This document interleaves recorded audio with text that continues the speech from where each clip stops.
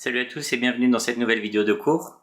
Alors j'ai récemment publié une vidéo où je présentais une série que j'avais faite aux Champs-Élysées qui avait pour but de faire un peu réfléchir sur la société de consommation.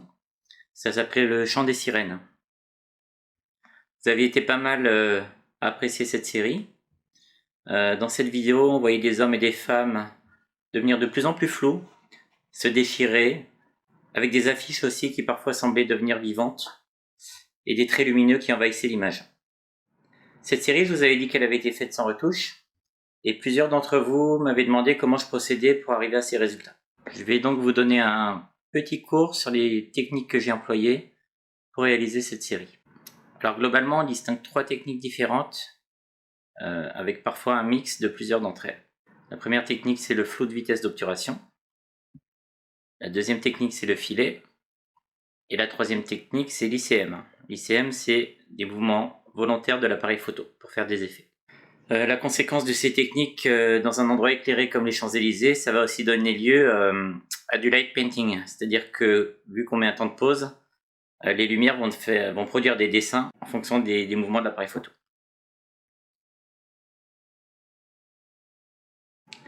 Alors, on va parler de la première technique qui est le flou de mouvement. Donc, l'intention, c'est d'avoir des sujets qui perdent de leur substance en devenant flous. Pour cela, il faut ralentir la vitesse d'obturation et surtout, il faut laisser l'appareil immobile. Alors, je vais vous laisser expérimenter sur le terrain les conséquences des différentes vitesses d'obturation, de plus en plus lentes.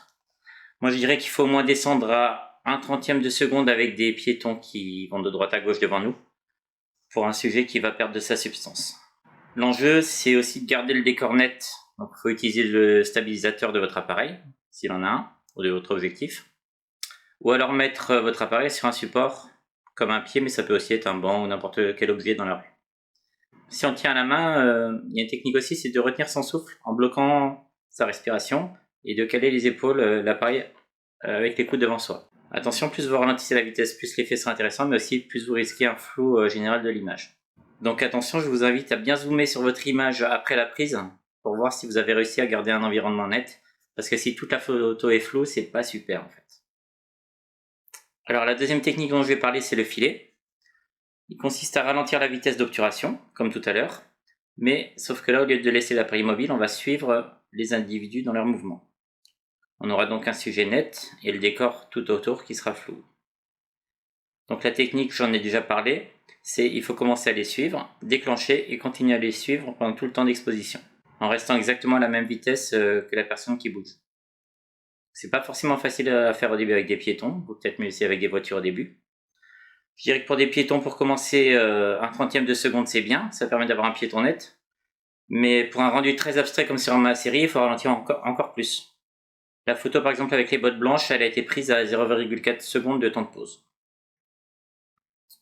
Alors la troisième technique, c'est l'ICM. C'est peut-être la technique qui donne les photos les plus spectaculaires sur cette série.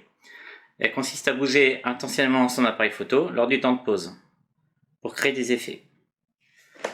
Donc comme je vous ai dit tout à l'heure, si on bouge l'appareil photo complètement, il n'y a rien de net normalement.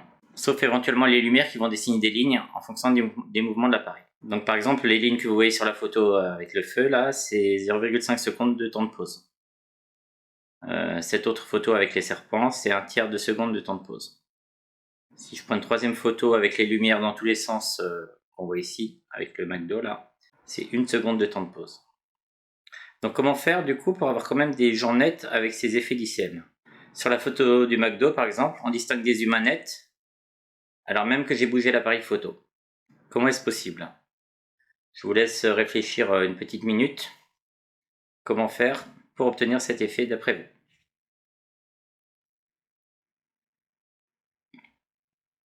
Alors en fait, je suis resté immobile pendant une partie du temps de pause, et ensuite j'ai bougé mon appareil pour faire les effets.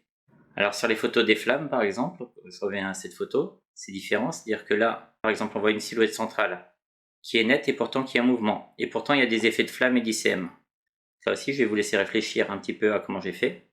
Je pense que vous avez la solution.